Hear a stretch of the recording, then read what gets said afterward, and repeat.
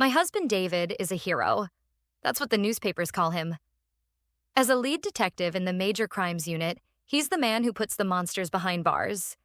To the world, we were the gold standard of a power couple. To me, David was a man who was married to his badge, leaving me alone in a 4,000-square-foot house that felt more like a mausoleum. Then there was Julian. Julian didn't have a badge.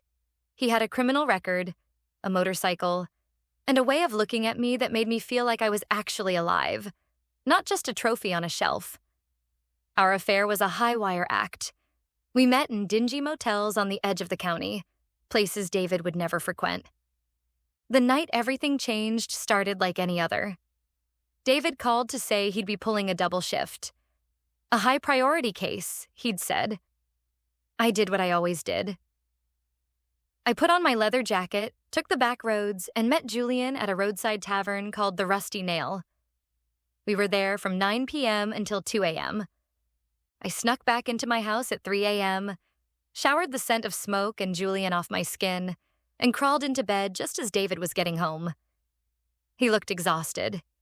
He kissed my forehead, smelling of stale coffee and crime scene latex. "We got him, Sarah," he whispered. "We found the guy who robbed the jewelry mart. A witness put him at the scene at midnight." I smiled, playing the supportive wife. "I'm so proud of you, honey." The next morning, I turned on the news while making coffee. My heart stopped. The suspect wasn't some career criminal. It was Julian. They showed his mugshot. His lip was split, his eyes defiant. The news report stated he was being held for an armed robbery that occurred at 11:45 p.m. The problem? At 11:45 p.m., Julian's hands were nowhere near a jewelry store. They were on me. I spent the day in a cold sweat. If I stayed silent, Julian, a man who was many things but not a thief, would go to prison for 10 years. If I spoke up, I would have to tell my husband, the lead detective, that his star suspect was actually his wife's lover. By evening, David came home beaming. "The DA is fast-tracking it. We found the mask in his saddlebag. It's an open and shut case." "The mask?" I asked, my voice trembling. "Yeah. He says he was framed, says he was at some bar, but he has no alibi. No one at the bar recognized him." Of course they didn't. We were in a private booth in the back corner.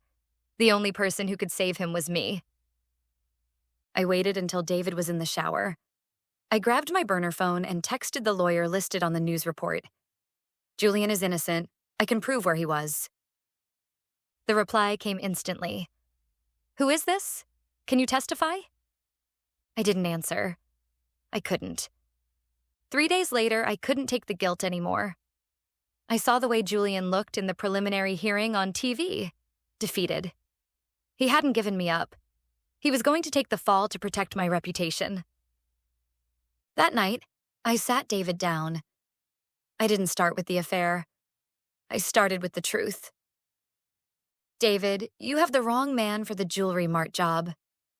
He laughed. "Sarah, not now. I'm tired." "I was with him," I said. The room went deathly silent.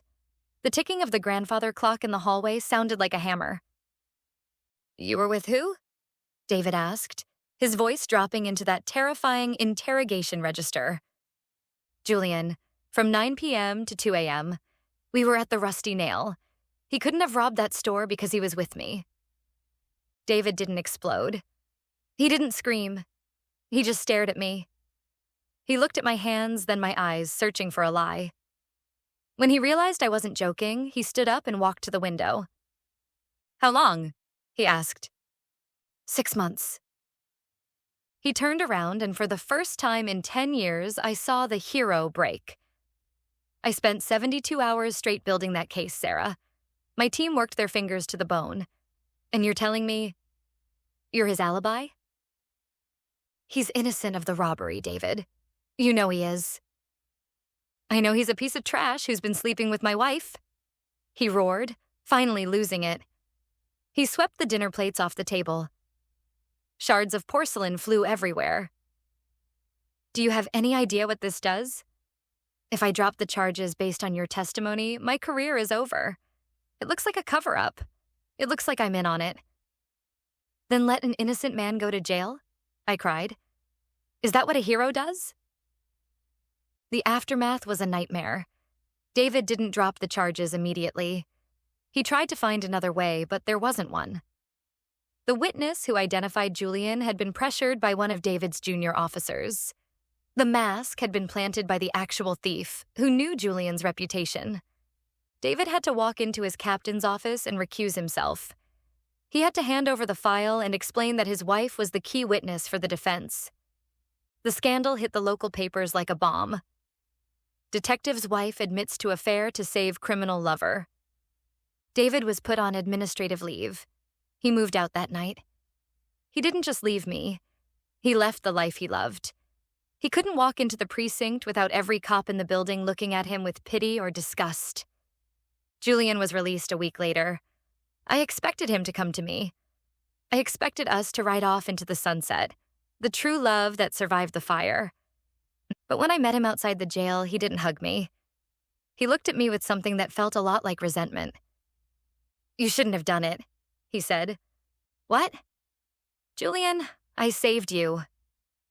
"You didn't save me, Sarah. You ended me. Every cop in this state is going to be looking for a reason to put me back in that cell now. You made me the man who broke the golden boy. I can't stay here." He got on his bike and left. He didn't look back. Now, I'm the woman the whole town whispers about. I lost my husband, my home, and my dignity. David filed for divorce and moved 2 states away to start over as a private security guard. He hasn't spoken to me since the day I told him the truth. Sometimes I wonder if it would have been better to let Julian go to jail. At least then, only one person's life would have been ruined. But as I sit in my quiet, empty apartment, I realize that the truth didn't set anyone free. It just cleared the room so we could all be alone.